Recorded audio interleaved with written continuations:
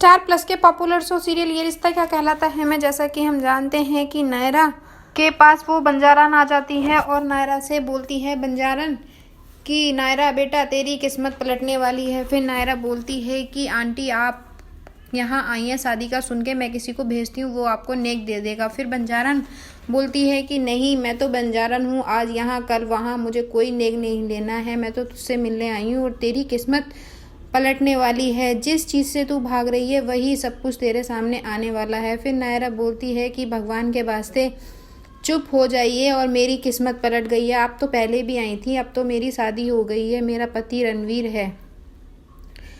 फिर बंजारन बोलती है कि हाँ वो है ज़रूर, लेकिन तेरी किस्मत का लिखा तो कुछ और ही है, और वो सिंदूर से उसके हाथ पर का लिख देती हैं। फिर नायरा को गुस्सा आ जाता है और बोलती है कि प्लीज़ मैं आपके हाथ जोड़ती हूँ, आप प्लीज़ यहाँ से जाइए और ऐसी बातें मत कीजिए, भगवान के वास्ते चुप हो जाइए, मुझे इन सब चीज़ों में विश्वास नहीं है, मेरा पति रणवीर है। फिर बंजारन बोलती है कि चल मैं भी यहाँ हूँ, तू भी यहाँ, देखते हैं आगे होता है क्या, मैं नेक यहीं से लेके जाऊंगी और ये तेरा ही घर है, देखती रह क्या होने वाला है, लेकिन तुझे अपने प्यार को पाने के लिए थोड़ी मेहनत करनी होगी। और उधर सीरत का ससुर अपने लोगों से बोलता है कि प्लान फेल नहीं होना चाहिए, पूरी अच्छे से तैयारी हो जानी चाहिए। और इधर कार्तिक अपने पापा के पास जाता है तो उसका पापा बोलता है कि कार्तिक मैं बहुत लकी हूँ, बहुत खुश हूँ कि मेरे बेटा मुझको तैयार कर रहा है। होता तो ये है कि बाप बेटे को तैयार करता है उसकी शादी में, आज मेरा बेटा मेरी शादी में तैयार कर रहा है।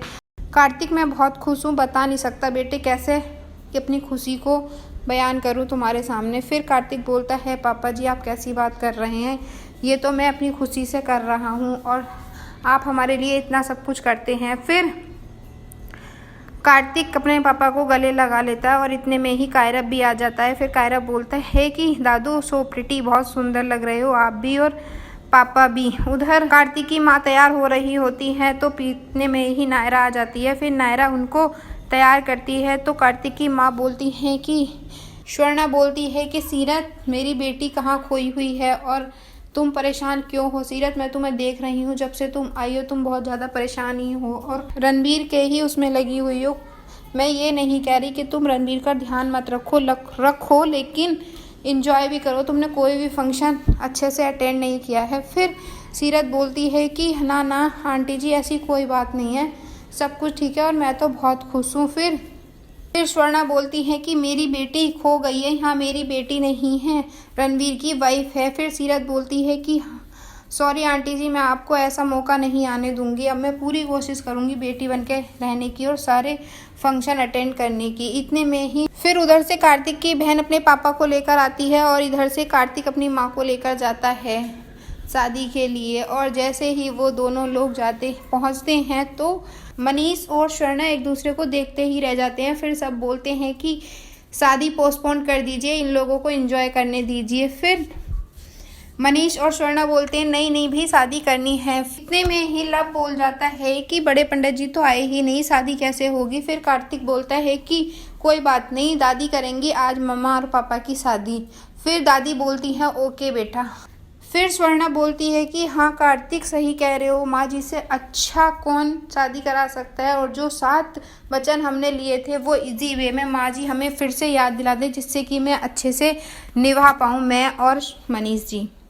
फिर दादी बोलती है कि हाँ बेटा आपने हमें ये बहुत बड़ी जिम्मेदारी दी है, हम इसको बहुत अच्छे से निभाएंगे और पूरी कोशिश करेंगे। फिर कार्तिक बंस से बोलता है कि बंस बेटा जयमाला दो।